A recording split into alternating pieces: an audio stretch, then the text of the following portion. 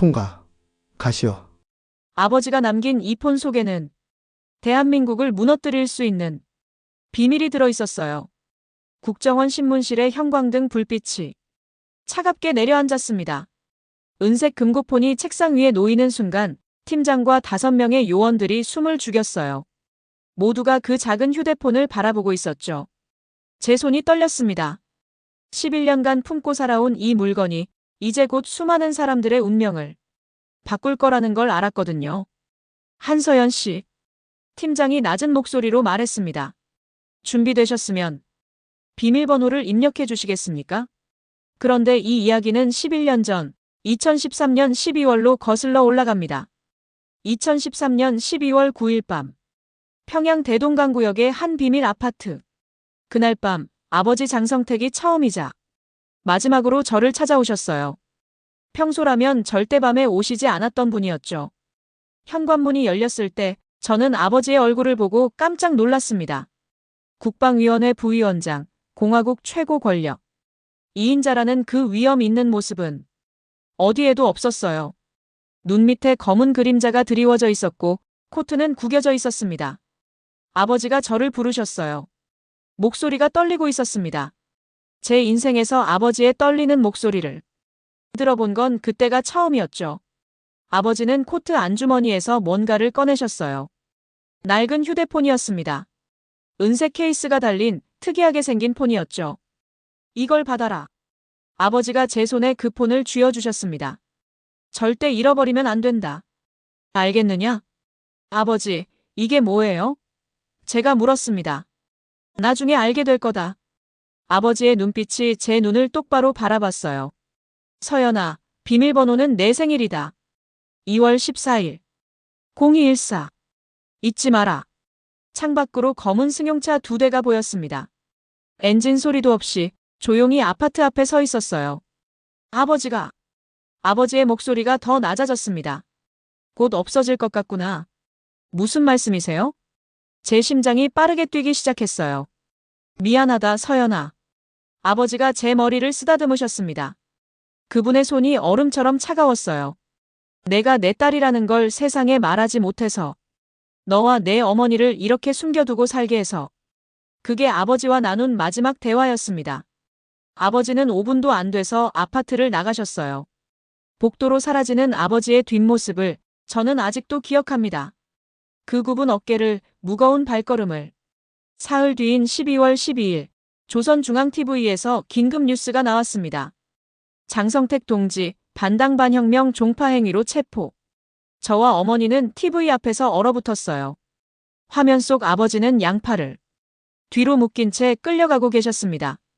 그리고 하루 뒤인 12월 13일. 처형. 여러분, 이 이야기는 단순한 탈북기가 아닙니다.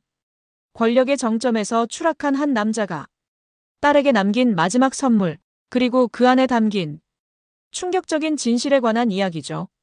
제 손에 쥐어진 그 금고폰은 11년이 지난 지금 2개의 나라를 뒤흔들고 있습니다. 독재 체제에서 고통받다 자유를 찾아온 탈북민을 응원하신다면 구독과 좋아요 부탁드립니다. 여러분의 관심이 우리에게는 살아갈 힘이 되거든요. 1986년 2월 14일. 저는 평양의 한 비밀 아파트에서 태어났습니다. 발렌타인데이라고 하죠, 남쪽에서는. 하지만 북에서는 그저 2월 14일일 뿐이었어요. 제 출생신고서에는 아버지란이 비어 있었습니다. 평생 그랬죠. 어머니 리명숙은 평양음악학원에서 피아노를 가르치는 교수였어요. 조용하고 말수가 적고 항상 조심스러운 분이었습니다. 제가 5살 때쯤 처음 물었던 기억이 나요. 엄마, 우리 아빠는 어디 있어요? 어머니는 제 눈을 똑바로 보시며 말씀하셨죠. 서연아, 그 질문은 다시는 하면 안 된다. 절대로. 알겠니? 어머니의 목소리에 섞인 두려움을 저는 그때도 느낄 수 있었습니다. 우리가 살던 곳은 대동강구역의 한 아파트 건물이었어요. 특이한 점은 우리 층에는 우리 집 하나밖에 없었다는 겁니다. 1층에는 항상 같은 얼굴의 경비원들이 있었고요. 1년에 한두 번 아버지가 오셨습니다. 항상 밤이었어요. 10살 때 처음 아버지라는 단어를 배웠을 때 제 아버지가 바로 그 유명한 장성택이라는 사실을 알게 됐습니다. TV에서 김정일 위원장 옆에 서 있는 그 사람. 국방위원회 부위원장. 공화국에서 두 번째로 힘이 센 사람. 하지만 제게 오셨을 때의 아버지는 달랐어요. 권력자의 모습이 아니라 그냥 피곤한 중년 남자였습니다. 공부는 잘하고 있니? 어머니 말씀 잘 듣고 있지? 딱 그 정도의 대화였죠. 포옹도 다정한 손길도 없었습니다. 마치 의무를 수행하듯이 방문하시고 30분도 안 돼서 떠나셨어요. 15살이 되던 해 평양의과대학에 입학했습니다. 아버지의 힘이었죠, 물론. 의과대학에서 6년을 보내는 동안 저는 우수한 학생이었습니다. 성실하고 조용하고 눈에 띄지 않으려고 노력했죠. 친구들과도 적당한 거리를 유지했어요. 너무 가까워지면 제 비밀이 들킬 수 있었으니까요. 2008년 22살이 되던 해였습니다. 김정일 위원장이 뇌졸중으로 쓰러졌다는 소문이 돌았어요. 평양 거리의 분위기가 미묘하게 변하기 시작했죠. 권력 승계에 대한 이야기들이 조심스럽게 오갔습니다. 그해 가을, 아버지가 다시 오셨어요. 이번에는 조금 더 오래 머무셨습니다. 서연아, 앞으로 조심해야 한다. 아버지가 말씀하셨어요. 시대가 바뀌고 있어. 너도 알다시피 권력이라는 건 영원하지 않단다. 무슨 말씀이세요, 아버지? 제가 물었습니다. 그냥 조심하라는 말이다. 2011년 12월 김정일 위원장이 서거하셨습니다. 평양 전체가 슬픔에 잠겼죠. 아니, 적어도 그렇게 보여야 했습니다. 저도 대학 동료들과 함께 금수산 기념궁전 앞에서 울었어요. 진짜 슬픔이었는지 연기였는지는 저도 잘 모르겠습니다. 그때는 모든 게 뒤섞여 있었거든요. 김정은 시대가 시작됐습니다. 젊은 지도자, 새로운 변화. 하지만 저는 느낄 수 있었어요. 뭔가 잘못되고 있다는 걸. 거리에는 보위부 요원들이 더 많아졌고 사람들의 표정은 더 굳어졌습니다. 2013년 초 저는 평양의학대학 부속병원에서 인턴으로 일하고 있었습니다. 27살이었죠. 매일 아침 6시에 일어나서 병원으로 출근하고 환자들을 돌보고 밤 10시에 집에 돌아오는 일상이었어요. 명절에 고향에 간다는 동료들을 보면서 저는 어머니와 단둘이 있는 그 텅 빈 아파트를 떠올렸죠. 누군가 너희 집은 왜 이렇게 조용해? 라고 물으면 저는 원래 그래요라고 대답했습니다. 하지만 2013년 여름부터 뭔가 이상한 일들이 벌어지기 시작했어요. 7월 어느 날 병원에서 퇴근하는 길이었습니다. 평소와 같은 길을 걷고 있었는데 뒤에서 누군가 저를 따라오는 느낌이 들었어요. 돌아봤지만 아무도 없었습니다. 하지만 그 느낌은 계속됐죠. 8월에는 더 확실해졌습니다. 집 앞 골목에 낯선 차량이 자주 보이기 시작했어요. 검은색 승용차. 선팅이 아주 진한. 어머니도 느끼셨나 봅니다. 서연아, 요즘 밖에 나갈 때 조심해라. 어머니가 말씀하셨어요. 왠지 불안하구나. 9월 병원 동료 한 명이 갑자기 사라졌습니다. 리처로 선생님이었어요.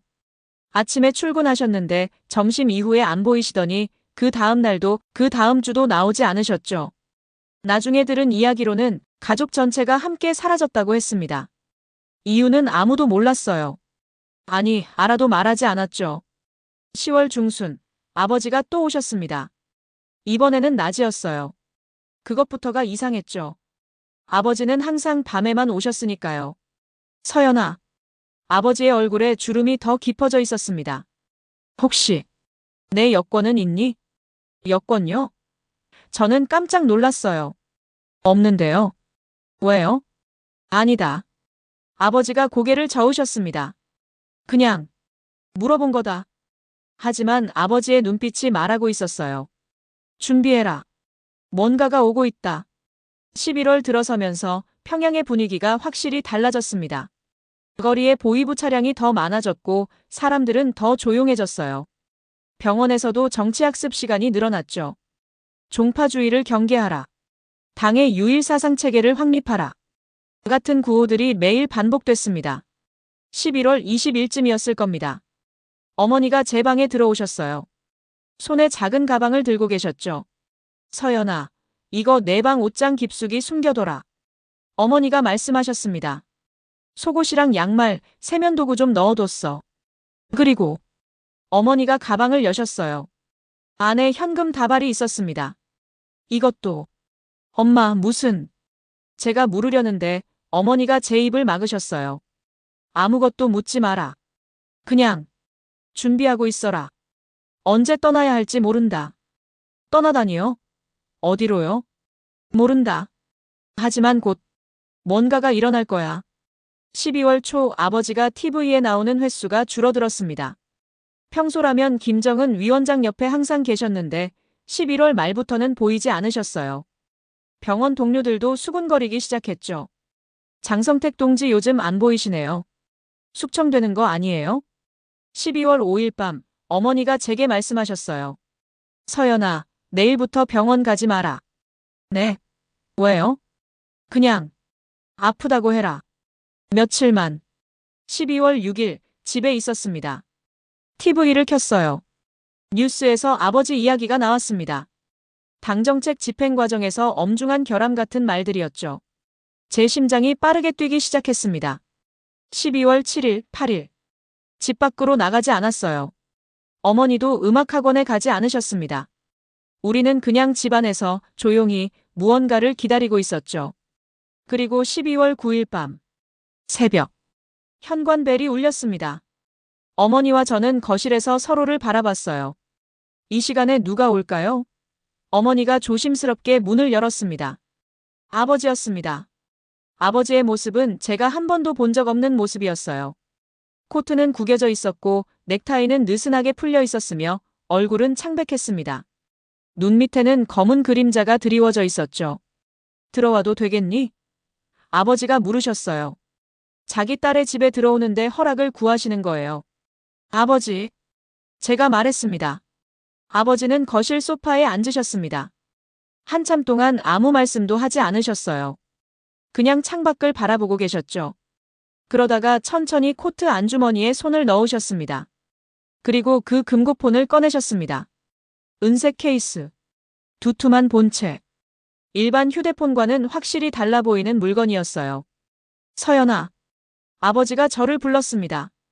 이걸 받아라. 그 순간부터 제 인생이 완전히 바뀌게 될 줄 그때는 몰랐습니다. 이걸 받아라. 아버지가 그 금고폰을 제 손에 쥐어주셨습니다. 폰은 생각보다 무거웠어요. 차갑고 단단하고 뭔가 중요한 물건이라는 게 느껴지는 무게였습니다. 은색 케이스에는 작은 스크래치들이 있었죠. 오래 사용한 흔적이었어요. 아버지, 이게 뭐예요? 제가 물었습니다. 지금은 말할 수 없다. 아버지의 목소리가 낮았어요. 하지만 서연아, 절대 잃어버리면 안 된다. 이건 너와 내 어머니를 지킬 수 있는 유일한 것이다. 어머니가 부엌에서 나오셨습니다. 아버지를 보시더니 손으로 입을 막으셨어요. 당신. 어머니의 목소리가 떨렸습니다. 왜 이 시간에? 명수가. 아버지가 어머니를 불렀습니다. 제가 태어나서 처음 듣는 아버지가 어머니 이름을 부르는 소리였어요. 미안하오. 당신과 서연이를 이렇게 만들어서. 무슨 일이에요? 어머니가 물으셨습니다. 아버지는 대답하지 않으셨어요. 대신 창밖을 가리키셨습니다. 저와 어머니가 창가로 갔죠. 아래를 내려다봤습니다. 검은 승용차 세대가 아파트 앞에 주차되어 있었어요. 엔진은 꺼져 있었지만 차 안에 사람들이 타고 있는 게 보였습니다. 담배 불빛이 어둠 속에서 깜빡거렸죠. 보이부예요? 제가 물었습니다. 아마도. 아버지가 말씀하셨어요. 아니면 호위사령부. 호위사령부. 최고 지도자를 경호하는 조직이죠. 그들이 아버지를 감시하고 있다는 뜻이었습니다. 아버지가 다시 소파에 앉으셨어요. 손으로 얼굴을 감싸셨습니다. 그 순간 저는 깨달았어요. 이 사람이 공화국의 2인자가 아니라 그냥 한 명의 지친 아버지라는 것을. 두려워하고 있는 평범한 사람이라는 것을. 서연아, 앉아라. 아버지가 말씀하셨습니다. 저는 아버지 옆에 앉았어요. 어머니는 맞은편 의자에 앉으셨고요. 비밀번호를 알려줄게. 아버지가 폰을 가리키셨습니다. 내 생일이다. 2월 14일. 0214. 잊지 마라. 0214. 저는 반복했습니다. 이 폰을 열어보면 안 된다. 절대로. 아버지가 강조하셨어요. 적어도 내가 죽기 전까지는. 아버지. 제가 소리쳤습니다. 무슨 말씀을 그렇게 하세요? 서연아. 아버지의 눈이 제 눈을 똑바로 바라봤어요. 현실을 봐야 한다. 나는 곧 없어질 거야. 없어진다는 게 무슨. 제 목소리가 떨렸습니다. 숙청이다. 아버지가 말씀하셨어요. 그 단어를 입 밖으로 내는 순간 거실의 공기가 얼어붙었습니다. 나는 이미 끝났어. 그분이 결정을 내리셨다. 그분. 김정은 위원장을 말하는 거였죠. 왜요? 어머니가 물으셨습니다. 당신이 뭘 잘못했다고. 권력이란 게 그런 거요, 명수가. 아버지가 쓸쓸하게 웃으셨어요. 이유가 필요 없소. 위협이 되면 제거하는 거지. 나는 너무 오래 이인자였어. 너무 많은 걸 알고 있고, 너무 많은 사람들이 나를 따르고. 아버지는 주머니에서 담배를 꺼내셨습니다. 평소라면 절대 집안에서 담배를 피우지 않으셨는데 그날은 그냥 불을 붙이셨어요. 깊게 연기를 들이마시셨죠. 그 폰 안에는 아버지가 말을 이었습니다. 많은 것들이 들어있다. 문서들, 녹음 파일들, 사진들. 그걸 가지고 있으면 너희를 지킬 수 있을 거다. 무슨 내용인데요? 제가 물었습니다. 지금은 말할 수 없다. 아버지가 고개를 저으셨어요. 알면 더 위험해진다. 하지만 언젠가 정말 위급한 상황이 오면 그걸 사용해라. 그게 너희의 생명줄이 될 거다. 시계가 새벽 4시를 가리켰습니다. 아버지가 일어나셨어요. 이제 가야겠다. 벌써요? 제가 물었습니다. 더 있으면 너희가 위험해진다. 아버지가 코트를 여미셨습니다. 그러다가 멈추시더니 저를 돌아보셨어요. 서연아. 네, 아버지. 미안하다. 아버지의 목소리가 갈라졌습니다. 내가 내 딸이라는 걸 세상에 말하지 못해서. 너와 내 어머니를 이렇게 숨겨두고 살게 해서. 평범한 아버지가 되어주지 못해서. 그 말을 하시면서 아버지의 눈에서 눈물이 흘러내렸어요. 국방위원회 부위원장, 공화국의 2인자, 그 차갑고 강한 사람의 눈에서. 저는 그게 너무 충격이었습니다. 아버지가 우는 걸 본 게 처음이었거든요. 저도 모르게 일어나서 아버지를 안았습니다. 평생 처음으로. 아버지의 몸이 굳었다가 천천히 풀어지는 게 느껴졌어요. 아버지도 저를 안으셨습니다. 떨리는 손으로. 사랑한다, 서연아. 아버지가 제 귀에 속삭이셨어요. 너는 내 인생에서 가장 소중한 것이었다. 그게 아버지가 제게 한 마지막 말이었습니다. 아버지는 어머니에게도 다가가셨어요. 어머니의 손을 잡으셨죠. 명수가 고생 많았소. 서연이를 잘 키워줘서 고맙소. 당신. 어머니가 울기 시작하셨습니다. 제발. 조심해요. 조심해봤자 소용없소. 아버지가 쓸쓸하게 웃으셨어요. 이미 결정됐으니까. 아버지는 현관으로 걸어가셨습니다. 문을 열기 전에 마지막으로 우리를 돌아보셨어요. 그 눈빛을 저는 평생 잊을 수 없을 겁니다. 사랑과 후회와 슬픔이 뒤섞인 눈빛이었어요. 잘 살아라, 서연아. 꼭 살아남아라. 문이 닫혔습니다. 복도로 사라지는 발소리. 엘리베이터가 내려가는 소리. 그리고 정적. 어머니와 저는 한참 동안 서 있었습니다. 아무 말도 하지 못한 채. 제 손에는 그 금고폰이 쥐어져 있었어요. 차갑고 무거운. 12월 10일 아침. 출근하지 않았습니다. 어머니도 학원에 가지 않으셨어요. 우리는 그냥 집안에 있었죠. TV를 켰습니다. 뉴스에서는 평소와 같은 내용들이 나왔어요. 농업 생산량, 건설 현장 방문, 군부대 시찰. 아버지 이야기는 없었습니다. 12월 11일. 똑같았어요. 집안에만 있었습니다. 밖으로 나갈 수가 없었어요. 창밖을 보니 그 검은 차들이 여전히 거기 있었습니다.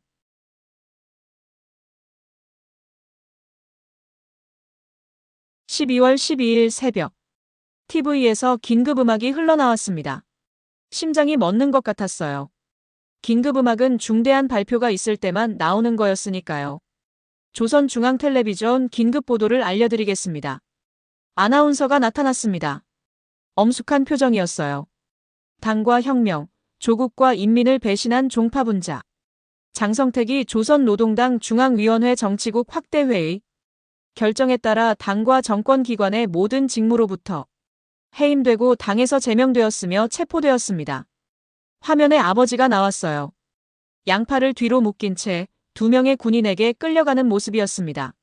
머리는 풀어져 있었고 옷은 흐트러져 있었죠. 어머니가 비명을 질렀습니다. 저는 그냥 화면을 바라봤어요. 믿을 수가 없었습니다. 사흘 전에 우리 집에 왔던 그 사람이 이제 전국에 방송되고 있는 거예요. 반역자로 반당반혁명 종파행위, 부패타락행위, 매국행위를 감행한 장성택은 아나운서의 목소리가 계속됐지만 더 이상 들리지 않았어요. 귀가 멍했습니다. 그날 하루 종일 TV에서는 같은 내용이 반복됐습니다. 장성택의 죄목들, 그가 저지른 범죄들, 얼마나 나쁜 사람인지. 저와 어머니는 소파에 앉아서 그 방송을 계속 봤어요. 울지도 못했습니다. 소리를 내면 안 됐으니까요. 집 밖에 있는 그들이 들을 수 있었으니까요. 12월 13일 오후 또다시 긴급 보도가 나왔습니다. 특별군사재판소는 반당반혁명 종파분자 장성택에 대한 사형을 즉시 집행하였습니다. 처형. 그 단어를 듣는 순간 제 안에서 뭔가가 무너졌습니다. 아버지가 죽었어요. 정말로. 사흘 전까지만 해도 살아있던, 저를 안아주던, 사랑한다고 말씀해주던 그 사람이. 어머니가 제 손을 꽉 잡으셨어요. 말씀하지 않으셨지만 저는 알았습니다. 울면 안 된다. 소리내면 안 된다. 우리도 죽는다. 그날 밤 저는 제 방에 누워서 아버지가 준 그 금고폰을 바라봤습니다. 이게 뭘까요? 왜 아버지는 이걸 제게 주신 걸까요? 비밀번호를 입력하고 싶었어요. 지금 당장 열어보고 싶었습니다. 하지만 아버지의 말이 떠올랐어요. 이 폰을 열어보면 안 된다. 절대로. 적어도 내가 죽기 전까지는. 아버지는 이미 돌아가셨습니다. 그럼 이제 열어봐도 되는 걸까요? 손이 폰으로 향했습니다. 떨리는 손가락으로 전원 버튼을 눌렀어요. 화면이 켜졌습니다. 비밀번호 입력창이 나타났죠. 0. 제 손가락이 멈췄습니다. 뭔가 두려웠어요. 이걸 열어보면 제 인생이 완전히 바뀔 것 같았습니다. 돌이킬 수 없이. 결국 전원을 껐습니다. 아직은 아니에요. 아직은 준비가 안 됐습니다. 12월 14일부터 우리 집 주변의 감시가 더 심해졌습니다. 검은 차는 3대에서 5대로 늘어났어요. 1층 입구에는 낯선 사람들이 서성거렸죠. 12월 15일 아침 어머니가 제 방으로 들어오셨습니다. 서연아, 짐을 싸라. 네. 어디 가는데요? 평양을 떠나야 한다. 어머니의 목소리가 단호했어요. 여기 있으면 우리도 끝이다. 어디로 가요? 함경북도. 내 이모가 거기 있잖니. 이모. 어머니의 동생이었어요. 무산군의 작은 마을에서 살고 계셨죠. 거기까지 어떻게 가요? 검문이 있을 텐데. 걱정 마라. 내가 방법을 찾았어. 어머니가 제 어깨를 잡으셨습니다. 서연아, 살려면 지금 떠나야 한다. 알겠니? 저는 고개를 끄덕였습니다. 그리고 가방을 꺼냈어요. 옷 몇 벌, 세면도구, 그리고 그 금고폰. 가방 제일 깊은 곳에 넣었습니다. 12월 16일 새벽 4시. 우리는 집을 나섰습니다. 어둠을 이용해서.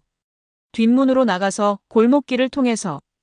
어머니가 연락한 차가 우리를 기다리고 있었어요. 차는 평양을 벗어났습니다. 북쪽으로. 함경북도로. 저는 뒷좌석에서 창밖을 바라봤어요. 평양의 불빛들이 점점 멀어졌습니다. 제가 태어나고 자란 도시. 이제 다시는 돌아올 수 없을지도 모르는 곳.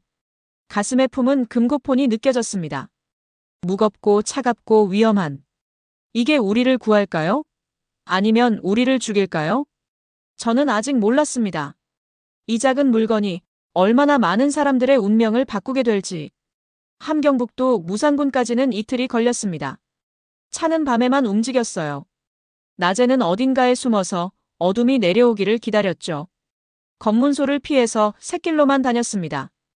운전하던 남자는 말이 없었어요. 어머니가 얼마를 주었는지 모르겠지만 묻지도 않고 우리를 태워주었습니다. 12월 18일 밤, 우리는 무산군의 작은 마을에 도착했습니다. 이모 집이었어요. 단층 집이었는데 작고 낡았죠. 하지만 따뜻했습니다. 언니. 이모가 어머니를 보자마자 울음을 터뜨렸어요. 설마, 정말 그 사람 딸이었어? 어머니는 고개를 끄덕이셨습니다. 미안해, 동생아. 지금껏 말하지 못해서. 괜찮아. 이모가 우리를 안으로 데려갔습니다. 일단 들어와. 추워. 그날 밤, 이모 집 작은 방에서 어머니와 저는 나란히 누웠습니다. 오랜만에 느끼는 안도감이었어요. 적어도 여기서는 당장 체포당하지는 않을 것 같았습니다. 엄마. 제가 어둠 속에서 속삭였습니다. 우리 이제 어떻게 돼요? 모른다. 어머니가 대답하셨어요. 하지만, 살아야 한다. 그게 먼저야. 다음 날부터 우리는 이모 집에 숨어 지냈습니다. 밖으로 나가지 않았어요. 마을 사람들이 우리를 보면 안 됐으니까요. 이모는 우리를 친척이라고 소개했지만 너무 오래 있으면 의심받을 거였죠. 한 달이 지났습니다. 2014년 1월이었어요. 평양에서는 아무 연락도 없었습니다.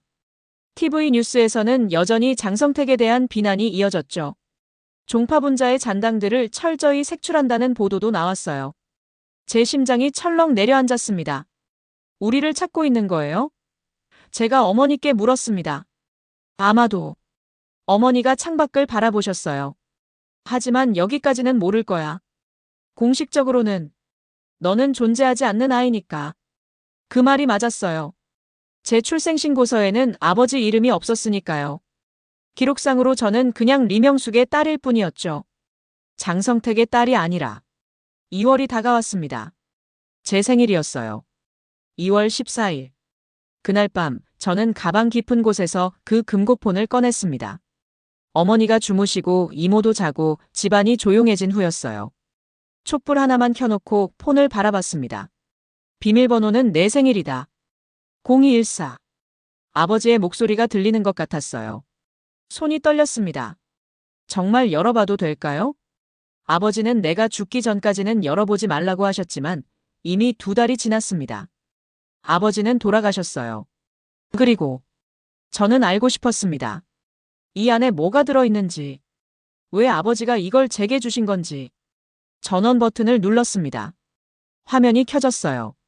비밀번호 입력창이 나타났죠.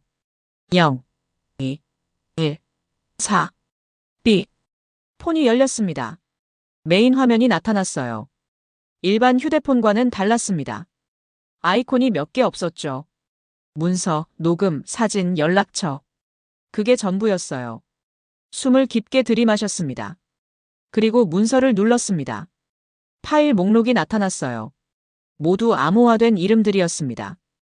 FIL21, ENC, FIL22, ENC. 숫자만 있었죠. 첫 번째 파일을 열었습니다. 화면에 텍스트가 나타나기 시작했어요. 한글이었습니다. 문서였죠. 남북 경협 비자금 관리대장. 제 심장이 빠르게 뛰기 시작했습니다. 문서를 스크롤해 내려갔어요. 날짜들, 금액들, 이름들이 나열되어 있었습니다. 엄청난 금액이었어요. 수백만 달러, 수천만 달러. 그리고 이름들. 북한의 고위 간부들 이름이 있었고 남한의 이름들도 있었습니다. 기업인들, 정치인들, 그리고 이게. 제가 중얼거렸어요. 이게 대체. 다음 파일을 열었습니다. 또 다른 문서였어요. 이번에는 통장 사본들이었습니다. 스위스 은행, 홍콩 은행, 싱가포르 은행. 여러 나라의 비밀 계좌들. 세 번째 파일. 회의록이었습니다. 남북 고위급 회담 내용이었어요. 공식 발표와는 전혀 다른 내용들이었죠. 뒷거래들, 밀약들, 조건들. 손이 더 떨렸습니다. 이게 바로 아버지가 숙청당한 이유구나. 이 정보를 알고 있었기 때문에. 녹음 폴더를 눌렀습니다. 수십 개의 음성 파일이 있었어요. 날짜별로 정리되어 있었습니다. 하나를 재생했죠. 마이너스 글에서 이번 달 송금액은 얼마로 하기로 했습니까?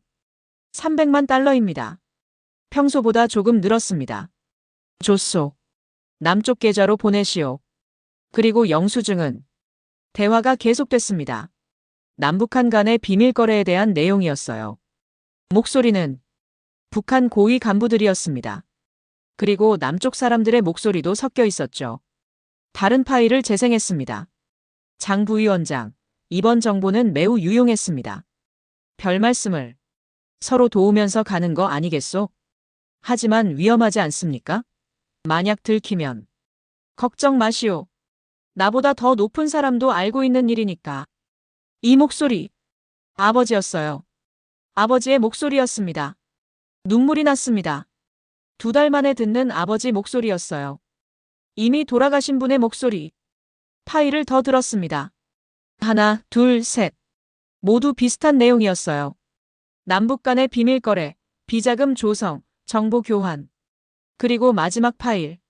날짜가 2013년 11월로 되어 있었습니다. 아버지가 체포되기 한 달 전이었죠.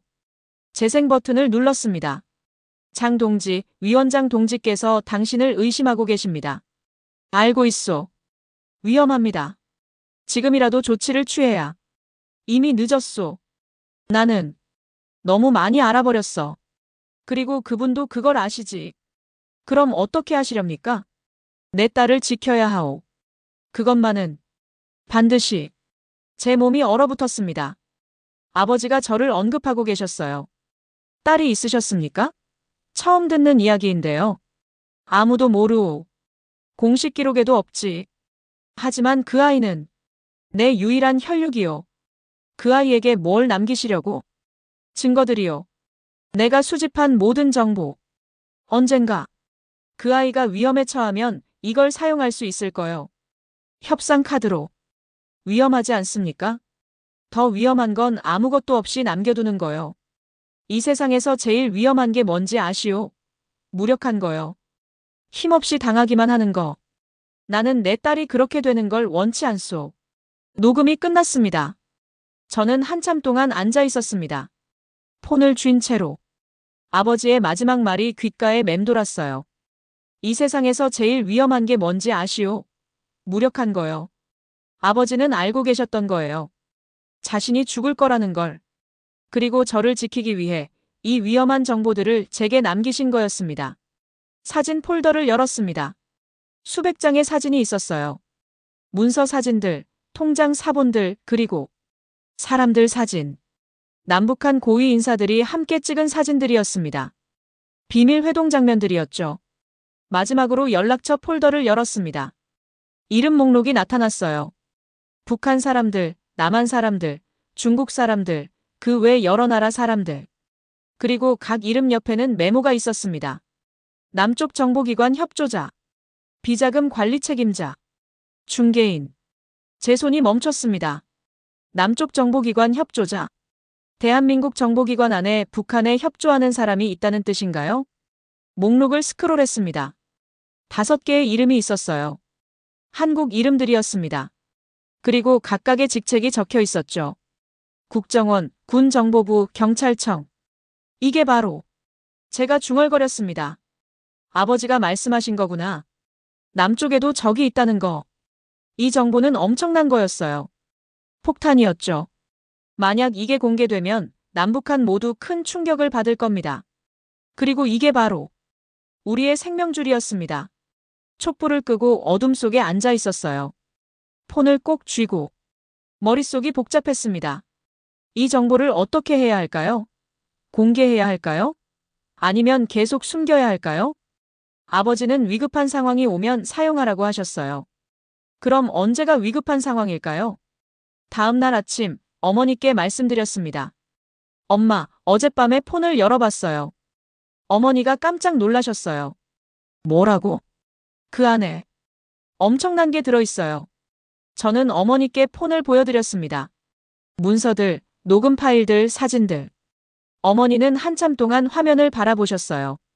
손이 떨리고 계셨죠. 이걸 장동지가 너한테 준 거였구나. 엄마, 이거 어떻게 해야 돼요? 모른다. 어머니가 고개를 저으셨습니다.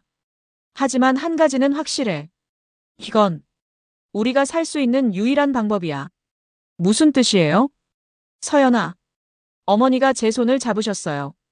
우리는 여기서 영원히 숨어 살 수는 없어. 언젠가는 들킬 거야. 그때가 오면 이걸 사용해야 해. 어떻게요? 탈북이다. 어머니가 단호하게 말씀하셨습니다. 남쪽으로 가는 거야. 그리고 이 정보를 넘기는 거지. 대신 우리의 안전을 보장받는 거야. 탈북. 그 단어를 듣는 순간 제 몸이 긴장했습니다. 탈북은 죽음을 각오해야 하는 일이었어요. 잡히면 정치범수용 소행이었죠. 아니, 우리 경우에는 즉시 처형될 수도 있었습니다. 엄마, 너무 위험해요. 여기 있는 것도 위험해. 어머니가 말씀하셨어요. 차라리 시도라도 해보는 게 나아. 그날부터 어머니는 준비를 시작하셨습니다. 탈북 브로커를 찾으셨어요. 이모의 도움으로. 무산구는 중국 국경과 가까운 곳이었으니까요. 3월 중순, 브로커가 이모 집을 찾아왔습니다. 중년 남자였어요. 얼굴에 흉터가 있었죠. 한 명당 $1,000다. 그가 말했습니다. 2명이면 $2,000. 돈은 있소. 어머니가 대답하셨어요. 하지만 확실히 건너갈 수 있소? 100%는 아니지. 브로커가 웃었습니다. 하지만 내가 지금까지 70명은 건넜어. 경험은 충분하다고. 언제 갈 수 있소? 여름이 좋아. 강물이 얕아지거든. 7월쯤. 7월. 아직 넉 달이나 남았어요. 그 넉 달 동안 우리는 이모 집에 계속 숨어 지냈습니다. 밖으로 거의 나가지 않았어요. TV 뉴스를 계속 봤죠. 평양에서 무슨 일이 벌어지는지 알아야 했으니까요. 4월, 5월이 지나갔습니다. 장성택에 대한 뉴스는 점점 줄어들었어요. 새로운 사건들이 생겼으니까요. 세상은 계속 돌아갔습니다. 6월 말, 브로커가 다시 왔습니다. 준비하시오. 7월 15일에 출발이요. 15일. 어머니가 되물으셨어요. 달이 안 뜨는 날이거든.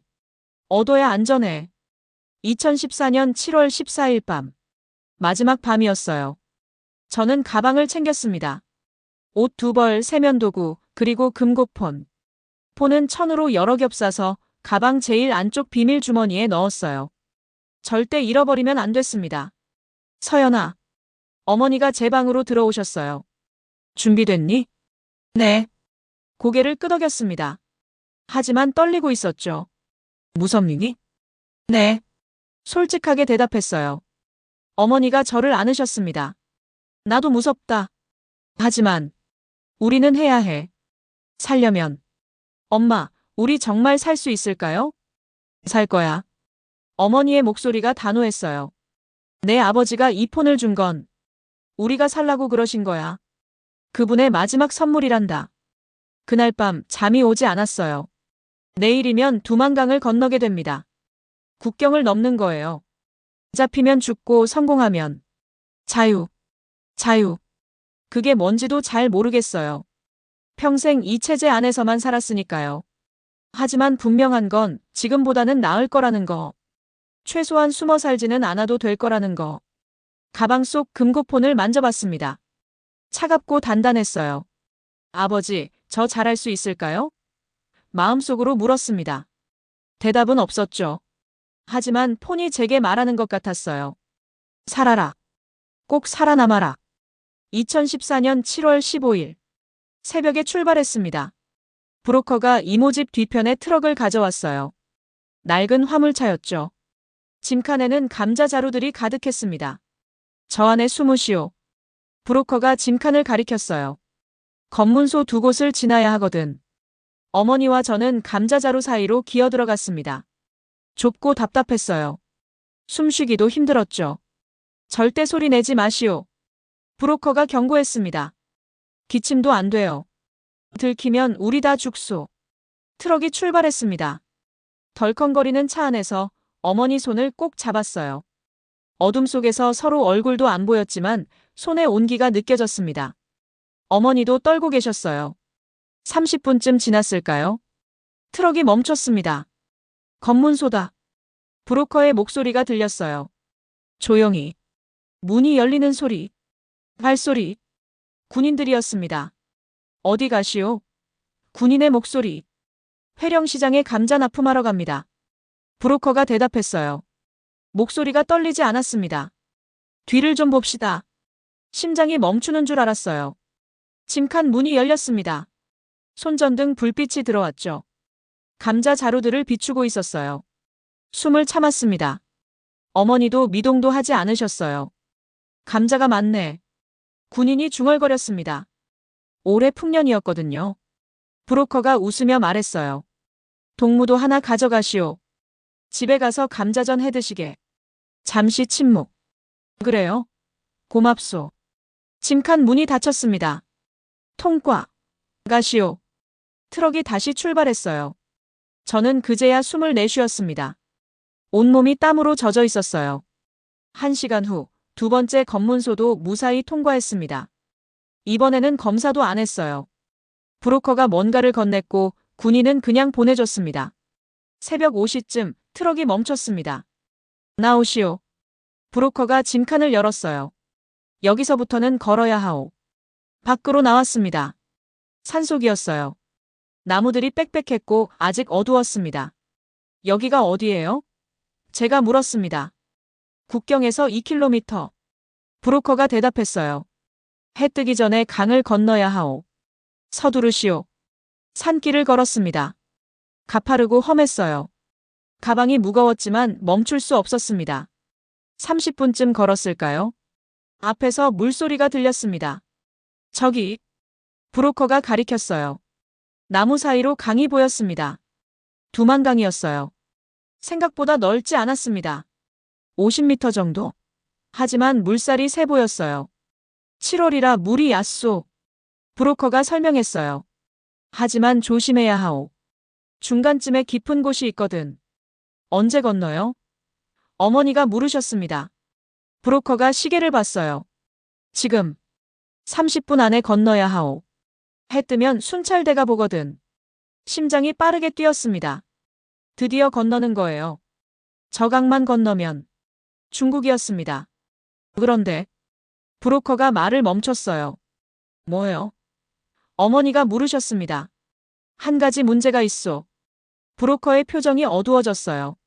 저쪽 중국 쪽에 오늘 아침 공안들이 순찰을 돈다는 정보를 받았소. 그게 무슨? 건너가자마자 잡힐 수도 있다는 뜻이요. 브로커가 한숨을 쉬었어요. 북송당할 수도 있고. 북송. 중국 공안에게 잡혀서 다시 북한으로 보내지는 것.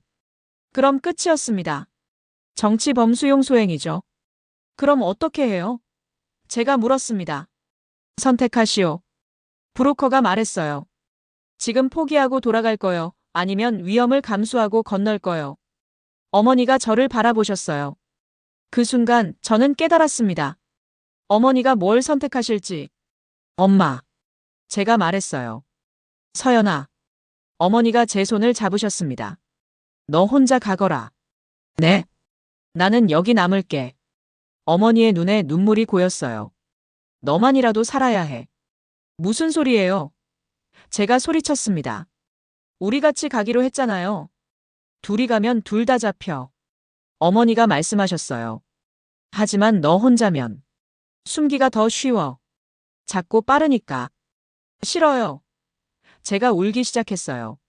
엄마 없이는 못 가요. 서연아, 들어. 어머니가 제 얼굴을 두 손으로 감싸셨어요. 내 아버지가 그 폰을 준 건 너를 살리려고였어. 나를 살리려고가 아니야. 너는 젊고 미래가 있어. 나는 이미 살 만큼 살았어. 그래도. 그리고 내가 여기 있으면 나중에 너를 찾을 수도 있어. 어머니가 미소 지으셨어요. 눈물 속의 미소였죠. 너 남쪽 가서 자리 잡으면 나를 데려갈 방법을 찾는 거야. 그게 더 안전해. 거짓말이었어요. 어머니도 알고 저도 알았습니다. 한번 헤어지면 다시 못 만날 수도 있다는 걸. 엄마. 목이 메었어요. 가거라, 내 딸. 어머니가 저를 안으셨습니다. 마지막 포옹이었어요. 살아남아라. 그리고 행복해라. 그게 엄마의 마지막 부탁이야. 브로커가 제 팔을 잡았습니다. 가야 하오. 시간이 없소. 엄마. 가. 어머니가 소리치셨어요. 처음 듣는 강한 목소리였습니다. 지금 당장. 브로커가 저를 끌었어요. 강 쪽으로. 어머니에게서 멀어지고 있었습니다. 엄마. 엄마. 하지만 어머니는 그 자리에 서 계셨어요. 나무 그늘 아래 손을 흔들고 계셨습니다. 사랑한다, 서연아. 어머니의 목소리가 들렸어요. 강둑에 도착했습니다. 신발 벗으시오. 브로커가 말했어요. 옷도 젖지 않게 가방에 넣고 눈물을 닦으며 신발을 벗었습니다. 가방을 머리 위로 들었어요. 나를 따라오시오. 브로커가 물속으로 들어갔습니다. 조용히. 강물이 차갑습니다. 너무 차가웠어요. 7월인데도. 한 걸음, 두 걸음. 물이 무릎까지 올라왔습니다. 뒤를 돌아봤어요. 어머니가 여전히 서 계셨습니다. 손을 흔들고 계셨죠. 미안해요, 엄마. 그리고 고마워요. 마음속으로 말했습니다. 물이 허리까지 올라왔어요. 강 중간쯤이었습니다. 물살이 세졌어요. 발이 미끄러졌습니다. 조심하시오. 브로커가 제 팔을 잡았어요. 간신히 균형을 잡았습니다. 계속 나아갔어요. 물이 가슴까지 올라왔습니다. 가방을 더 높이 들었어요. 절대 젖으면 안 됐습니다.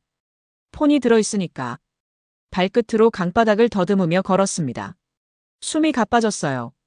차가운 물 때문에 몸이 떨렸죠. 그리고 발이 땅에 닿았습니다. 얕아지고 있었어요. 몇 걸음 더. 물이 무릎까지 내려갔습니다. 그리고 발목. 강둑에 올랐습니다. 중국이었어요. 성공했소. 브로커가 웃었습니다. 이제 중국 땅이요. 주저앉고 싶었어요. 울고 싶었죠. 하지만 시간이 없었습니다. 빨리 가시오. 브로커가 재촉했어요. 공안이 올지 모르니까. 옷을 입고 신발을 신었습니다. 젖은 옷이 몸에 달라붙었어요. 브로커를 따라 숲속으로 들어갔습니다. 10분쯤 걸었을까요? 작은 오두막이 나타났습니다. 여기서 쉬시오. 브로커가 문을 열었어요. 내가 차를 가져올 테니. 오두막 안으로 들어갔습니다. 낡았지만 따뜻했어요. 바닥에 주저앉았습니다. 그제야 실감이 났습니다. 저는 탈북했어요. 북한을 떠났습니다. 가방을 열었습니다. 금고폰을 꺼냈어요. 젖지 않았습니다. 다행이었죠. 폰을 켜봤습니다. 여전히 작동했어요. 아버지의 정보들이 모두 그대로였습니다. 아버지, 해냈어요. 마음속으로 말했습니다. 저 살아남았어요. 1시간 후, 브로커가 돌아왔습니다. 차를 가져왔어요. 연길시로 갈 거요. 브로커가 말했습니다. 거기서 한국 대사관 사람들이 올 거요. 대사관이요? 제가 물었습니다. 당신이 특별한 사람이라고 들었소. 브로커가 씩 웃었어요. 보통 탈북자들은 안 그러거든. 대사관에서 직접 오는 거. 아, 그렇구나. 어머니가 미리 연락했던 거예요. 제가 누구인지 무엇을 가지고 있는지 말씀하셨던 거죠. 차를 타고 3시간을 달렸습니다. 연길시에 도착했어요. 중국 도시였죠. 처음 보는 풍경이었습니다. 높은 건물들, 많은 차들, 네온사인들. 브로커가 저를 어떤 건물 앞에 내려줬어요. 여기서 기다리시오. 곧 올 거요. 고마웠어요. 제가 말했습니다. 돈 받았으니까. 브로커가 웃었어요. 잘 살으시오, 아가씨. 차가 떠났습니다. 홀로 서 있었어요. 중국 거리 한복판에. 낯선 땅에. 무서웠습니다. 외로웠어요. 어머니가 보고 싶었죠. 하지만 자유로웠습니다. 처음으로 30분쯤 기다렸을까요? 검은색 승용차가 왔습니다. 차에서 두 사람이 내렸어요. 정장을 입은 한국 남자들이었습니다. 한서연 씨? 한 사람이 물었습니다. 한국말이었어요. 남쪽 억양이었죠. 네. 고개를 끄덕였습니다. 저희는 대한민국 재외공관에서 나왔습니다. 그가 신분증을 보여줬어요. 안전하게 모시겠습니다. 차에 탔습니다. 뒷좌석에 앉았어요. 힘드셨죠? 한 사람이 물었습니다. 친절한 목소리였어요. 네. 눈물이 났습니다. 힘들었어요. 이제 괜찮습니다. 그가 말했어요. 대한민국이 보호할 겁니다. 차가 출발했습니다. 어디로 가는지 몰랐어요. 하지만 걱정되지 않았습니다. 저는 살아남았으니까요. 3주가 걸렸습니다. 중국에서 태국으로, 태국에서 다시 한국으로. 복잡한 경로였어요. 안전하게 가기 위해서였죠. 2014년 8월 7일. 인천공항에 도착했습니다. 비행기에서 내렸을 때 다리가 떨렸어요. 여기가 대한민국이었습니다. 자유의 땅. 하지만 곧바로 자유롭진 못했습니다. 공항 VIP 출구로 안내됐어요. 일반 사람들과 다른 곳이었죠. 검은 차들이 대기하고 있었습니다.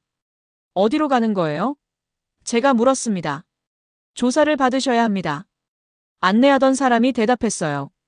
표준 절차입니다. 차에 탔습니다. 1시간쯤 달렸을까요? 서울 외곽의 어떤 건물에 도착했어요. 높은 담장, 경비초소. 국정원이었습니다. 건물 안으로 들어갔어요. 복도를 지나 어떤 방으로 안내됐습니다. 신문실이었어요. 책상 하나, 의자 2개. 벽에는 거울이 있었죠. 일방향 거울이었습니다. 뒤에서 누가 보고 있다는 뜻이에요. 앉으세요. 안내하던 사람이 말했습니다. 앉았습니다. 가방을 무릎 위에 올렸어요. 10분쯤 기다렸을까요? 문이 열렸습니다. 한 남자가 들어왔어요. 40대 중반쯤 보였습니다. 정장을 입었고 안경을 썼죠. 얼굴에 피곤함이 보였어요. 안녕하세요, 서연 씨. 그가 앉으며 말했습니다. 저는 국정원 북한팀 박재훈입니다. 안녕하세요. 제가 대답했습니다. 긴 여정이었죠? 그가 물었어요. 목소리가 부드러웠습니다. 네. 일단 무사히 도착한 것을 축하드립니다. 박재훈이 미소 지었어요. 이제 안전합니다. 감사합니다. 박재훈이 서류를 펼쳤습니다. 본격적인 조사에 앞서 몇 가지 확인하고 싶은 게 있습니다. 네. 당신은 장성택의 딸이 맞습니까? 그 질문을 듣는 순간 가슴이 철렁했어요. 어떻게? 중국에서 연락이 왔습니다. 박재훈이 설명했어요. 당신이 중요한 정보를 가지고 있다고. 그리고 당신의 신원도. 침묵. 맞습니다. 제가 대답했어요. 저는 장성택의 딸입니다. 박재훈이 고개를 끄덕였습니다. 그리고 당신이 가져온 정보는? 가방을 열었습니다. 금고폰을 꺼냈어요. 은색 금속 케이스가 빛을 반사했습니다. 책상 위에 올려놓았습니다. 박재훈의 눈이 커졌어요. 이게 제 아버지가 주신 겁니다. 제가 말했습니다. 처형되기 3일 전에. 이 안에 모든 게 들어있어요. 모든 게. 남북 비자금 거래 내역. 제가 설명했어요. 통화 녹음, 사진, 문서. 그리고 숨을 깊게 들이마셨습니다. 남쪽 정보기관 내부 협조자 명단. 방안이 조용해졌습니다. 박재훈이 폰을 바라봤어요. 한참 동안. 정말입니까? 그가 물었습니다. 목소리가 떨리고 있었어요. 네. 고개를 끄덕였습니다. 5명의 이름이 있어요. 국정원, 군정보부, 경찰청. 박재훈이 의자에 깊게 기댔습니다. 이건 엄청난 일입니다. 알아요. 제가 말했습니다. 그래서 조심스러워요. 이걸 공개하면 큰 파장이 있을 거예요. 당연하죠. 박재훈이 폰을 가리켰어요. 이걸 볼 수 있습니까? 비밀번호가 필요해요. 제가 말했습니다. 제 생일이에요. 214. 박재훈이 폰을 집어들었습니다. 조심스럽게 마치 폭탄을 다루듯이 비밀번호를 입력했어요. 폰이 열렸습니다. 박재훈이 화면을 스크롤하기 시작했어요. 파일들을 열어보고 문서들을 읽고 녹음을 들었습니다. 5분, 10분, 15분. 그의 표정이 점점 굳어갔어요. 이건. 그가 중얼거렸습니다. 이건 정말. 문이 열렸습니다. 다른 요원들이 들어왔어요. 5명이었죠. 모두 심각한 표정이었습니다. 팀장님. 한 요원이 말했습니다. 정말입니까? 진짜입니다. 박재훈이 대답했어요. 전부 진짜예요. 요원들이 폰 화면을 봤습니다. 얼굴이 창백해졌어요. 이건 국가적 위기입니다. 한 요원이 말했습니다. 알아요. 박재훈이 폰을 내려놓았어요. 하지만 동시에 기회이기도 합니다. 내부를 정화할 수 있는 그가 저를 바라봤습니다.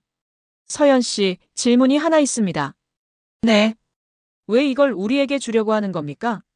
박재훈이 물었어요. 이 정보로 많은 걸 요구할 수 있었을 텐데. 진지한 질문이었어요. 제 아버지가 말씀하셨어요. 제가 대답했습니다. 이건 생명줄이라고.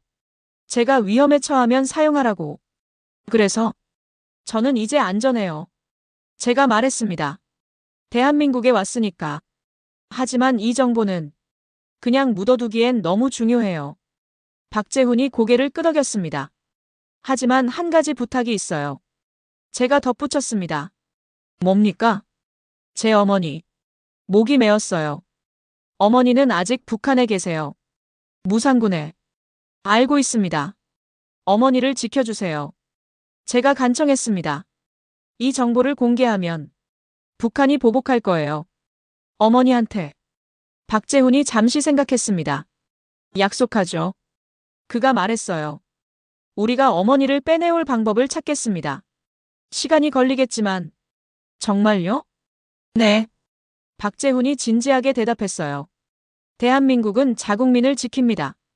그리고 당신 어머니는 이제 우리가 보호해야 할 분입니다. 눈물이 났습니다. 안도의 눈물이었어요.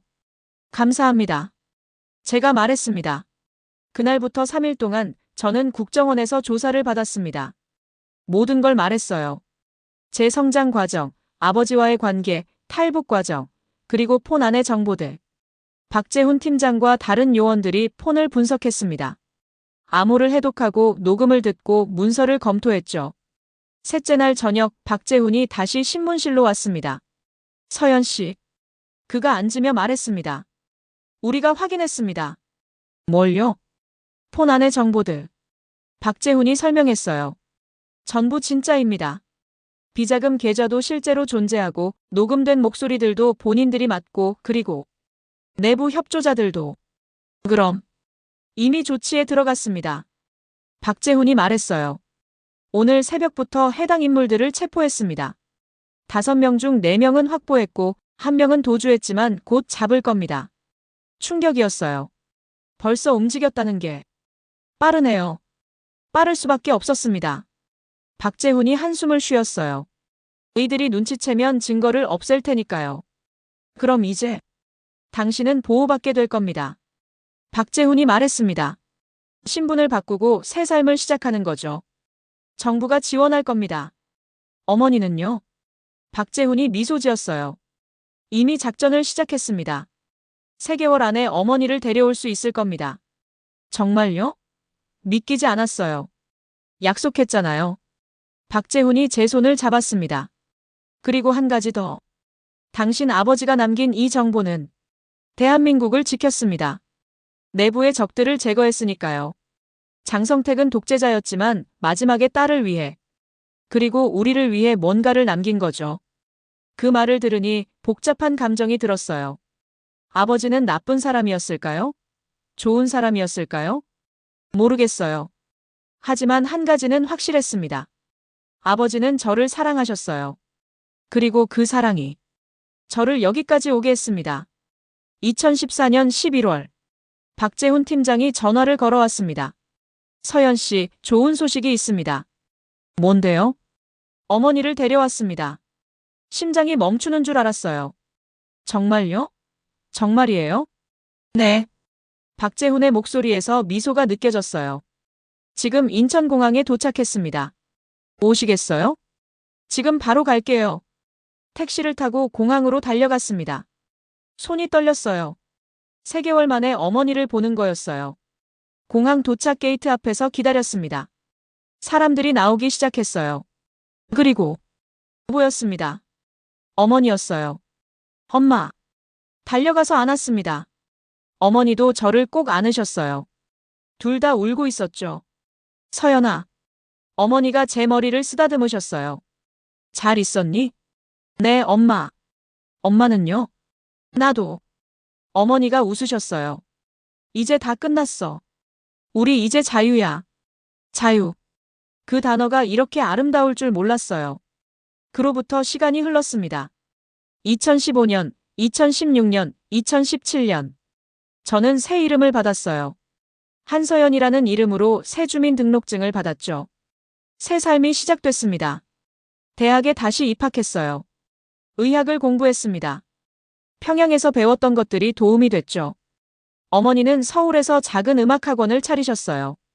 피아노를 가르치셨습니다. 평양에서 하시던 일을 여기서도 하시는 거였죠. 금고폰 안의 정보는 큰 파장을 일으켰어요. 여러 명이 체포됐고 재판을 받았습니다. 남북 비자금 루트도 차단됐죠. 하지만 저의 신원은 철저히 보호됐습니다. 언론에는 익명의 탈북자로만 보도됐어요. 제가 누구인지는 아무도 몰랐습니다. 2018년 저는 의대를 졸업했습니다. 2019년 레지던트로 일하기 시작했어요. 2020년 코로나가 터졌습니다. 힘든 시기였지만 의사로서 최선을 다했어요. 2021년 어머니가 한국 국적을 받으셨습니다. 이제 완전히 대한민국 국민이 되신 거였죠. 그리고 2024년 10월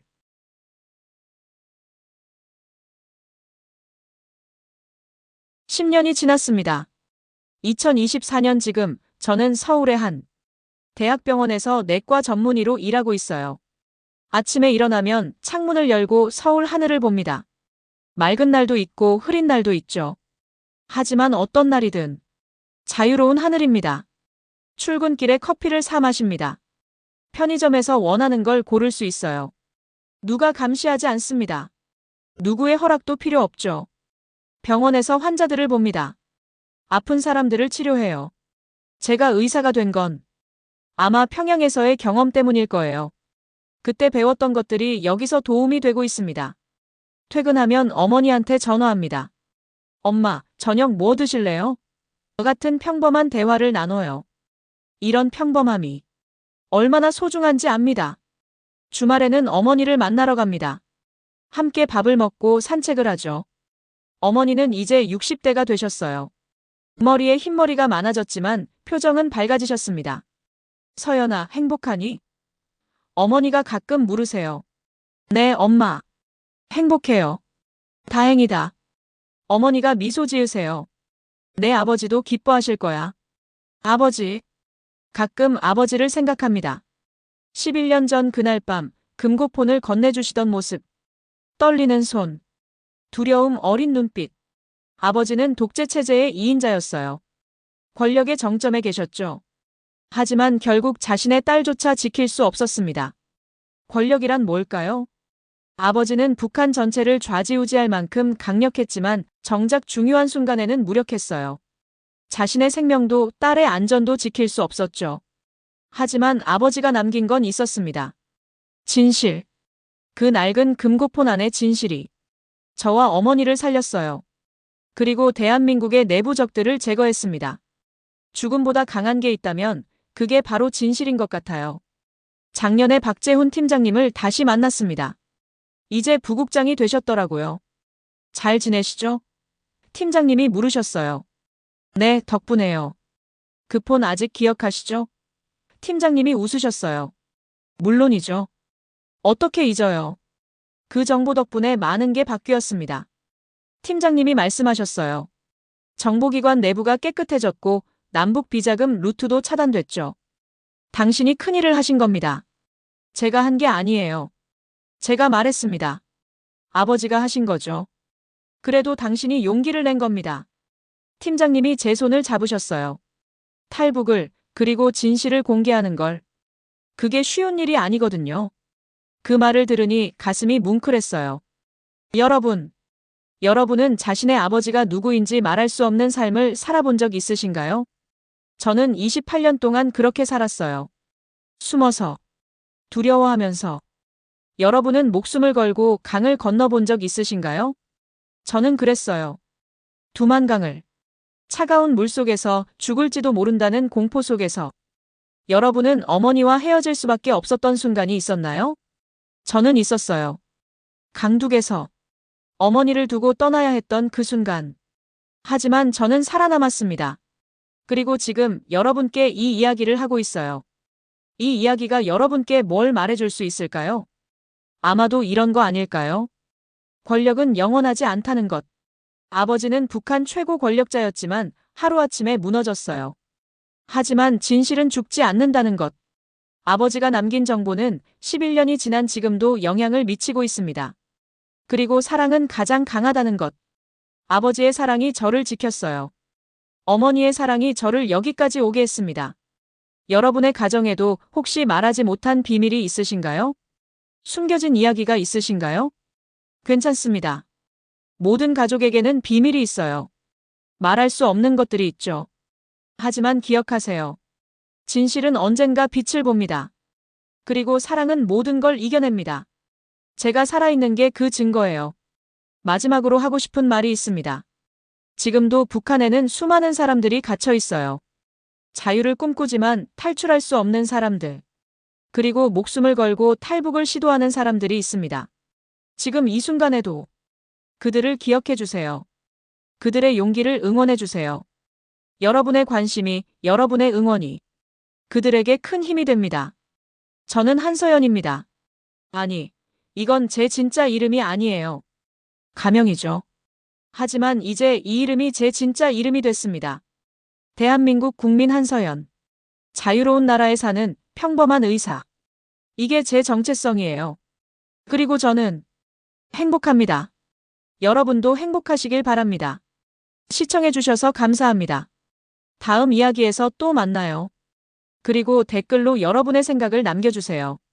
이 이야기가 여러분께 어떤 의미로 다가왔는지, 여러분이 생각하는 진정한 자유란 무엇인지, 여러분의 한마디 한마디가 누군가에게는 희망이 될 수 있습니다. 구독 버튼과 손가락 모양 좋아요 버튼 눌러주세요.